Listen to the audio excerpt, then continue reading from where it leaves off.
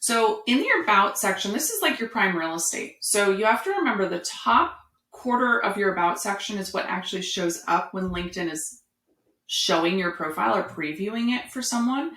And so you want to get there very quickly, but you also want to be able to showcase and illustrate content differently than you would on your resume.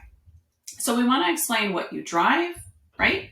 We want to say, who are you working with? How are you working with them? So if you're in marketing, are you delivering content? Are you delivering conversions on a website? Are you driving activations at events?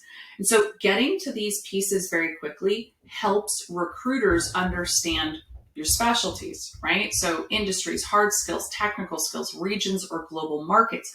You can put them in list form on your about section, which makes it 10 times easier to get to that content quickly. And so a lot of people miss this, or they'll put them in paragraph form.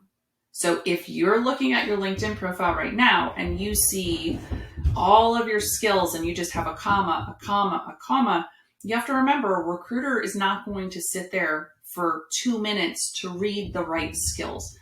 Listing it, and I mean list one after another down list format, like you're writing a list to go to the grocery store, is easier to read in real time.